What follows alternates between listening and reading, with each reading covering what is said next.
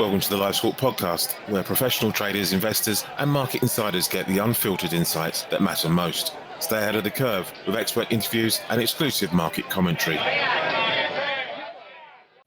Hello and welcome to LiveSwap's Commodity Corner. I'm joined by the author of the weekly, Chris Stadele, to walk you through what's in this week's edition. Before we get into the reads, a quick disclaimer. The content provided on this channel is for informational and educational purposes only. Neither Chris or I are licensed financial advisors, and none of the information shared should be considered as financial investment or trading advice. Please conduct your own research, consider your financial objectives, and consult a qualified financial professional before making any investment decisions. Investing and trading in financial markets carries risks, and past performance is not indicative of future results.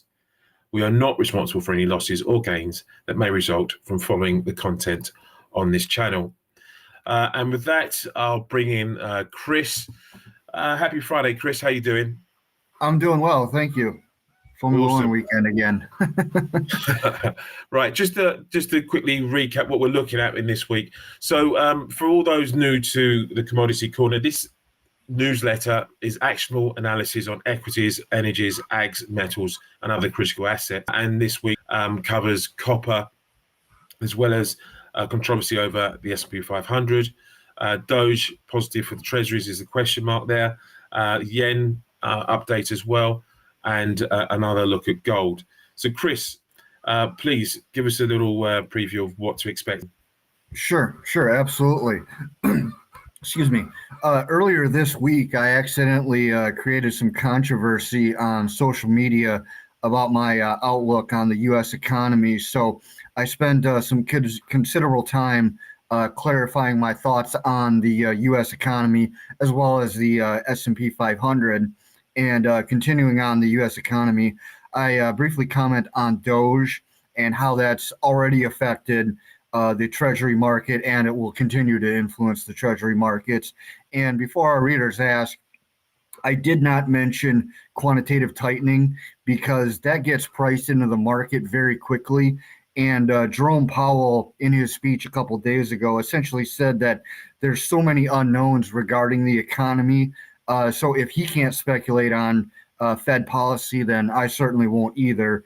And moreover, I think Doge will have a greater, more long-term impact than fine-tuning of Fed policy. And as for metals, I provide some cautious viewpoints on both copper and gold, given their pretty spectacular bullish run recently.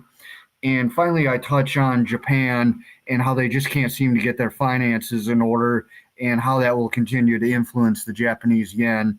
As you can tell, I only cover 4 markets this week, but I include a decent chart pack that I think everybody will like. So, please do take a look at that. So for next week, I aim to cover crude oil, Bitcoin, and a few other important markets. And as always, if you don't already subscribe, it's very easy to do so. Please just go to substack.com, type in LiveSwap Commodity Corner, and it will pop right up. Thanks for that, Chris. Just a quick at the past week then, we've had another FOMC rate decision where they kept rates unchanged as expected. Any views on what the message was from that, what came out of that meeting? Yeah, obviously they left interest rates unchanged, which is widely expected. Going forward, his press conference was super interesting in the way that, he was relatively evasive about, some of those questions that were thrown at him. And likewise, like I said a moment ago, there's a lot of unknowns, given the tariffs, and, he threw out the T word, transitory, again. So, it definitely seems like these tariffs are going to be inflationary, but nobody has a darn clue on how inflationary they are, and likewise, how they're going to impact the economy. So, we're definitely in uncharted territory, uncharted waters now. So it'll be interesting to see, what he says going forward, and likewise, what they're going to do in relation to interest rates, because, everybody and his brother has an opinion on interest rates, and that seems to be kind of, thrown out the window for lack of better phrasing. So, it'll be interesting to see kind of how we start the second quarter and likewise, roll into the third quarter as well, in relation to not only the S&P, but, interest rates, the economy, the trade war, et cetera, et cetera. So, well, I think it brings May into focus in terms of the next meeting and the likelihood of them taking any action at that time. So yeah, it's going to be interesting.